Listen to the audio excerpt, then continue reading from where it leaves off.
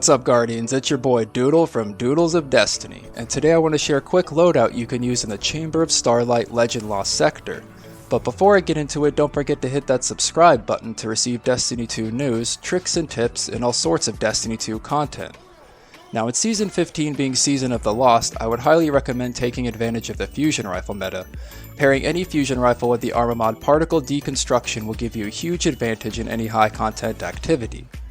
This week's modifiers are Epitaph, where taken combatants generate blight geysers when defeated, Solar Burn, which increases the output damage of solar weapons and abilities for you and your enemies by 50%, and Solar Shields and Void Shields, which can only be broken with a match-made weapon to the shield's element class or an anti-barrier weapon.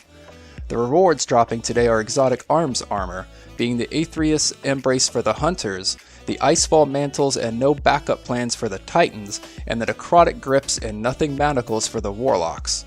There is also a chance of receiving other exotics from the loot pool, enhancement cores, and enhancement prisms.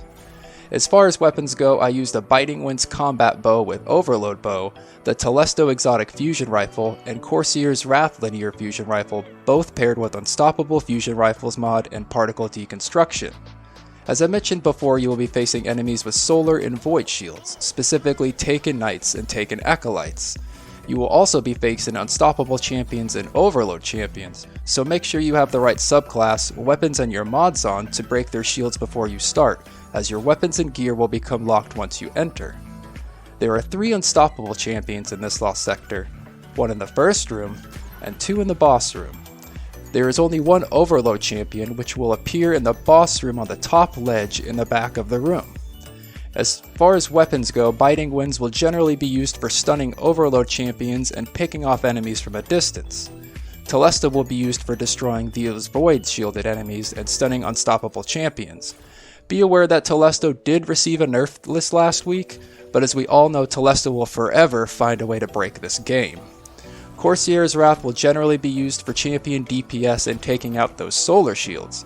You can also use Corsair's Wrath to stun Unstoppable Champions, and when paired with the mod Particle Deconstruction and the 50% increase in solar damage, will absolutely put all champions to work.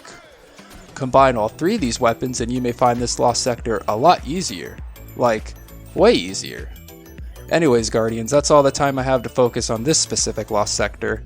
If you find this setup useful or know of any that would make farming this easier, leave a comment down below.